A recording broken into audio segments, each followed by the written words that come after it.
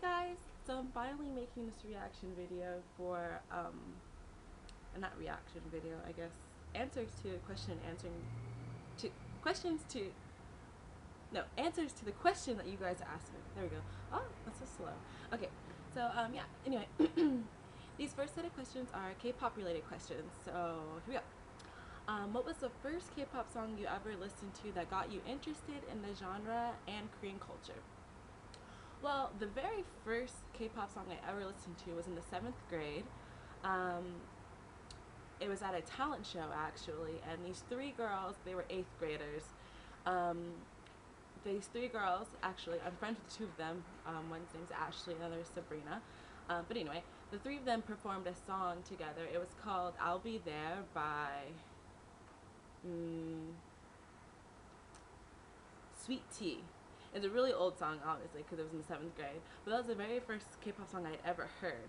But at the time, I wasn't interested in K-pop. It was just as a talent show, and I saw it, and I thought the song was really cool, and I was, I had got a videotape of the performance, of all the performances. So like I always listened to that. I always watched their performance because I really liked the song, even though I had no idea what was going on. I didn't even know it was Korean at the time. But yeah. So actually, I didn't actually start getting into K-pop and into Korean culture until I was in high school. My best friend, his name's Benjamin. He was half Korean, and so I used to hang out with him and a bunch of other half Korean people, as well as Ashley, the girl who did the performance in the seventh grade. Um, so they taught me. Well, actually, another girl taught me how to read, and write in Korean. So after that, I learned how to read and write in Korean in high school. So we used to like pass notes to each other like using Korean characters, but I mean it was obviously written in English. Like the words were written in English, but we were using Korean characters to write the English words. So we had like secret notes, and no one knew what we were talking about unless they were Korean and they could read Korean. So it was always really cool. But I still at that point, I still wasn't into K-pop, like actual music. I was just really into like reading and writing and trying, sort of, kind of learning the language, but not really. I wasn't really serious about it. It was just kind of something I did because my really close friend was half Korean, so he kind of like taught me some stuff and stuff. So um, it wasn't until I think my second year of college. I know it sounds ridiculous, but my second year of college, which was about 3 or 4 years ago, I think. Let's see, what this is my 3 years ago. Yeah. My friend posted a video on Facebook, and the video was the Wonder Girls' "Nobody," and I watched it, and I was like, wow, this is a really cool song. Like I watched it over and over because I really liked it for some reason. I just really liked it, and so from then, like I started kind of like I just kind of just listened to that song. I kept watching that video, and eventually I started like venturing out to finding other K-pop songs by the Wonder Girls. So like I just at first I just listened to the Wonder Girls when I first started listening to K-pop. Like I was completely biased. I was like, the Wonder Girls are the best. Everyone else is crap. I love the Wonder Girls. So like I was just being a K-pop noob, and I was really obsessed with the Wonder Girls for a while. And yeah, it was "Nobody." "Nobody" was the first song that I listened to that really got me, really got me interested in the genre of K-pop. And yeah, so after that, I really started listening to other groups, and eventually I started trying to learn language more seriously, and I started watching like more Korean dramas and stuff. So yeah, it was the Wonder Girls. My favorite. Love you, Wonder Girls. Still my favorite to this day. Ah. Anyway, okay. Um, do you agree that there are crazy obsessed fans of K-pop that need professional help? And do you think that most of them who stay up for hours watching Korean dramas think the real life guys are actually like the actors on their in their scenes? And I think it's disrespectful to approach a Korean guy or girl based off of what you see in the dramas. What do you think? Okay. What was the first question? Do I think there are crazy obsessed fans out there? I think so. I mean, I've never encountered any, but I've seen I've like read articles like of people like sending idols like blood letters, like letters with their blood on it, like freaking weirdos. Like that's really extreme and really creepy, and yeah, those kind of people need help. But I mean, yeah, there are some people like who probably like try and like stalk down people all the time. Like I'm not like that crazy about it. Like I'm not gonna go around stalking people and sending them my blood. Like, that's freaking weird. So yeah, I think there are some crazy people out there. Do I think that people who stay up for hours watching Korean dramas think that real life guys are like that, like they are in the dramas? Um, I'm not sure. I guess probably. I mean, I mean, since I'm in Korea, I can kind of see how some guys are. I mean, I don't think they're really like they are in the dramas. Like, so I'm sorry, girls, don't get your hopes up. The guys are not really like in the dramas. But I mean, who is? That's just really weird, right? Maybe, I don't know. At least my boyfriend's not like freaking drama guys. This person says that they think it's disrespectful to approach a Korean guy or girl based off what they've seen on dramas. What do I think? Actually, what I've learned here is that most times guys and girls, they don't, like, if they see like a cute girl, if I'm a dude and I'm like, ooh, hey girl, you looking good, like I see a girl from across the street and I like go up to her, it's weird. Apparently, from what I've been told from my Korean friends, the dating culture here is really different. Like, usually like in America or something, if you see a cute girl or maybe not a cute guy, because girls usually don't approach guys, but if a guy sees a cute girl, then he may like, oh hey girl, what's your name? My name Tyrone. You trying to give me your number? You got Facebook? Follow me on Twitter, like something like that. But like here in Korea, actually one of my friends told me that she approached a guy because she thought he was attractive. So she approached him and tried to talk to him. You know, I guess asked him for his number or something. I don't know. And he asked her if she was a prostitute. So yeah, I would not recommend approaching a guy or a girl in Korea because you may get asked if you're a prostitute. Yeah, she was a Korean girl too. So the Korean girl asked a Korean guy, like she was approaching him, and he was like, "Are you a prostitute? Like rude, right?" But anyway, yeah. So what I've been told is, usually guys and girls, they don't, like, if they don't meet, they don't go approach strangers. They usually meet their boyfriend or girlfriend by a mutual friend. Usually their friend introduces them to someone. So like I have quite a couple of Korean friends and they're always like, find me a girlfriend, Ariel, or find me a boyfriend, Ariel. And I'm like, okay, I'll be Cupid. But I've yet to make a couple. No, I did sort of kind of make one couple, but whatever. They were already kind of like working on it anyway. But anyways, yeah, so approaching people is very not normal, I don't think, from what I've been told. So yeah. Next question. What got you into dancing? Were you always a dancer, or was it K-pop that got you into dancing? Actually, ever since I was really little, like when I was in elementary school, I used to like be obsessed with Britney Spears and like S Club 7 and like Christina Aguilera, like all like the pop stars of the 90s, and I wanted to be a pop star so bad. I used to practice singing like Britney Spears. I used to learn like Britney Spears choreography from the music videos, and like my friends and I would put on little performances in our backyard for like our parents and stuff. So we'd practice and practice and practice like dances from like Britney Spears or like S Club 7. Actually choreograph. I used to be a little choreographer. Like I was gonna be a choreographer when I grew up. That was my plan. If I couldn't be a pop star, I was gonna be at least be a choreographer for a pop star. But yeah, I used to like choreograph little dance routines for me and my friends to do. So back then it was really fun. I've never had any professional training in dancing or anything. It's just something that I just like to do. However, I was a cheerleader in high school, so I think that probably helps with like coordination and what's it called? What's this called? When you're on beat, what is that called? Rhythm. Yeah. And so yeah, so like that's probably the closest I've ever been to any like dance training was through cheerleading, because we, you know, cheerleading you have to do dances and stuff too. So, and I usually was always, I don't mean to like, you know, toot my own horn, but I was usually always placed in the center because I was the best, usually one of the best dancers or one of the best performers on the team. So I was often in the front or in the center for dance routines and stuff. So yeah, dancing is just really something that I just liked doing. I've always just liked doing, and over time I kind of regretted doing cheerleading over dance. Like I kind of wish like I would have been a dancer and not done cheerleading. But whatever, I did enjoy cheerleading too. Cheerleading was really fun. My favorite part was always the dance of cheerleading. So yeah, I guess I should have been a dancer. Meh, what else? How long have I been dancing? Like I said, I've never like I never trained dancing or anything. It's just something I just always kind of do on the side. I've done dancing in elementary school, maybe through middle school, maybe just on my own. Nothing special. Like I did cheerleading in high school, so with a little bit of dancing incorporated into cheerleading. So, I mean, I've been dancing just I guess not very, like, I don't know. How can you say how long have you been, I don't know how I can say how long I've been dancing. Because it's not something I do, like, every single day and I practice really hard. It's just something I just do and I just feel like doing it, which is, these days, is not very often. I'm freaking lazy, so, yeah. Ew. What's my favorite K-pop dance I've covered? It's a good question. My favorite dance changes all the time, actually.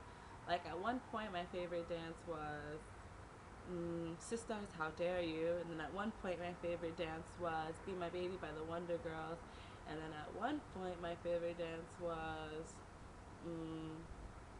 something. I don't even remember what dances I've covered. I have bad memory. But I actually, my favorite dance. I really like Nega Chechala God too. I'm the Best by 21. Maybe Miss A's Breathe. I think that was a really good one too. I really like that one. Yeah. Yeah, I'm gonna go with Miss A's Breathe. Maybe. I don't know. um, what are some dances that you would have loved to cover but have never done? One of my dances, actually the very first dance I ever, the very first dance I ever learned was Nobody by the Wonder Girls. But I just never made a video of it. It was before I made my channel, and it was whenever I first got into K-pop, so I learned the Nobody dance. But one dance that I still really wish I would cover, but I'm too lazy now, but actually there's like, I think there's like 3 dances I really want to cover. One is Push Push by Sister. Another is Because of You by After School. And oh wait, maybe 4. Okay, and Ah by After School. I really love that dance too. It's really old. And Irony by the Wonder Girls. This is like their debut song, and I started learning that dance. I learned like half of it like back when I first started getting into K-pop, but I kind of just stopped learning it halfway through. But yeah, those are probably like 4 dances I really want to cover. Maybe one day I will cover them. Hee hee. I hope. I don't know. If not, then meh. Sorry. Okay, and this last question that's related to K-pop. This is in what's the word? In reference to a video I posted about this event I went to in Seoul, which is called A Walk with the Stars. So the question is, how did you hear about the Walk with the Stars, and are there like foreigner events posted up places? How did you find out about this? The way I found out about it was someone, actually the exchange students at my university at KNU, someone made a Facebook page, like a Facebook group page, so we all communicate through that page. And someone had posted it on that page and was like, hey, someone like K-pop, here's this cool event. And so I checked it out, and that's how I found out about it.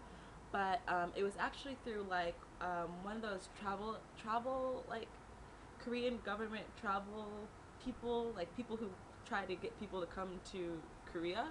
You know what I'm talking about? I hope I'm really bad at words. But yeah, it was like through one of those government travel organization people, websites, places.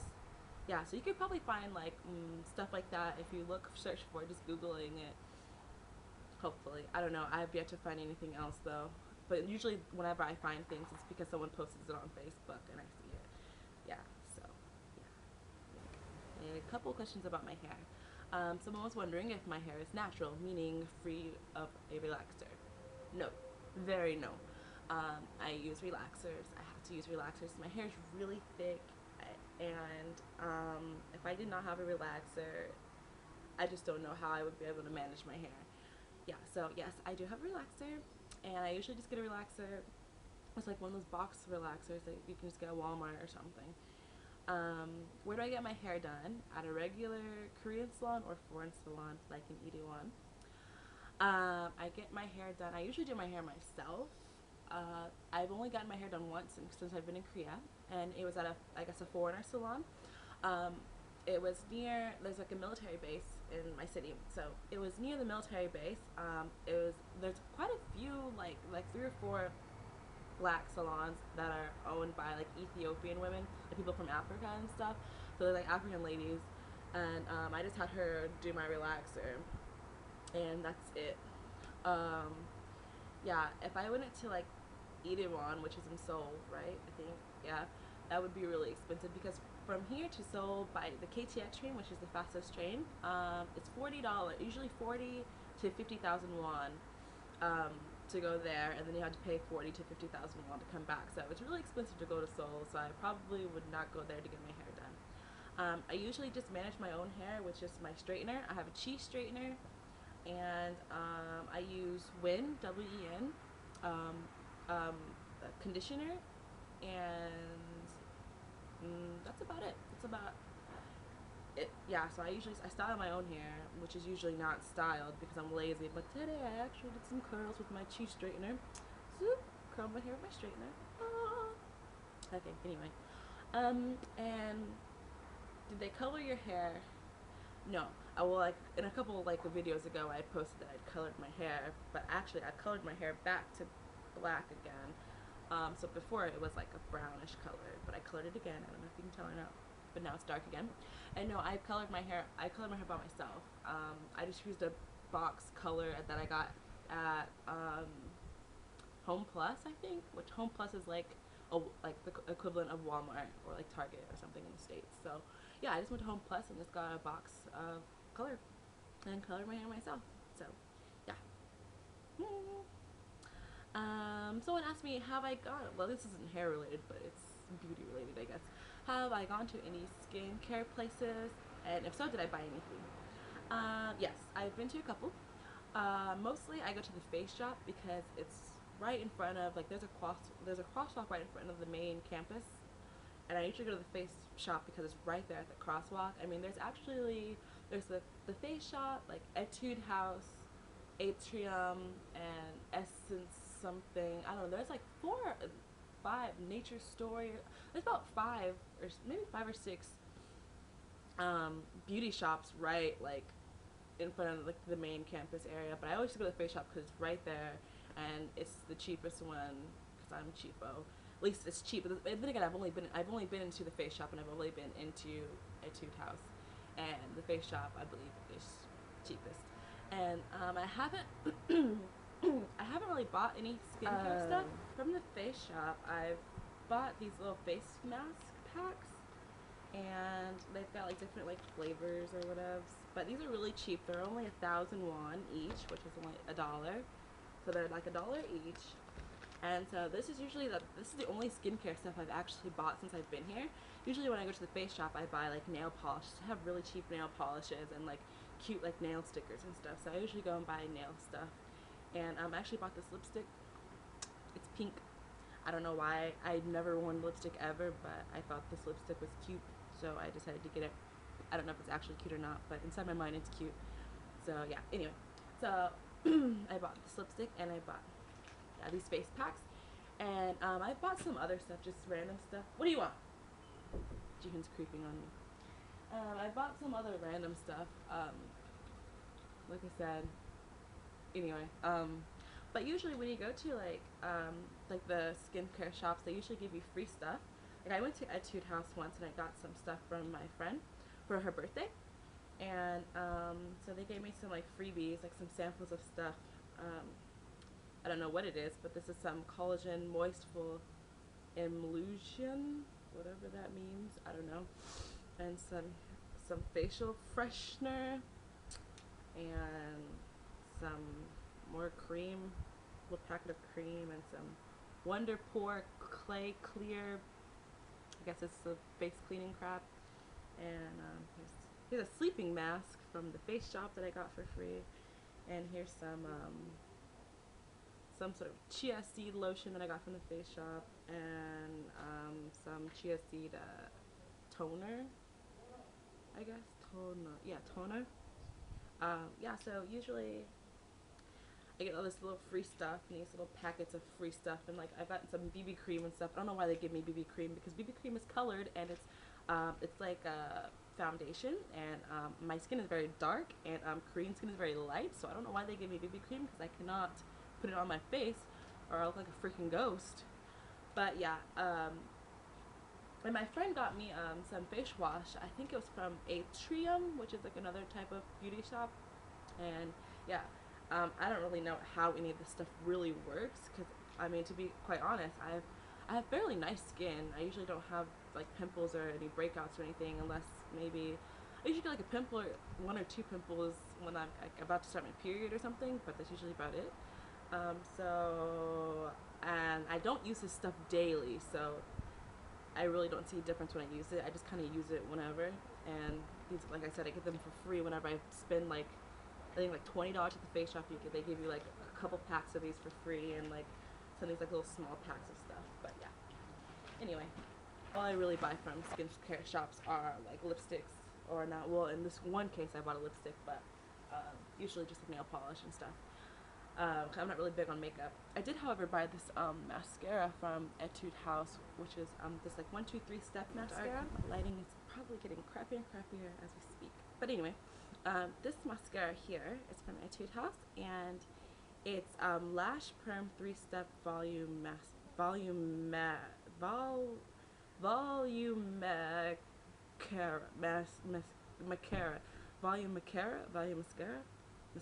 Anyway, I think they try to like combine the words volume and mascara together, and I can't read it because I'm stupid. But yeah, basically it's like this 3-step. Like you twist it.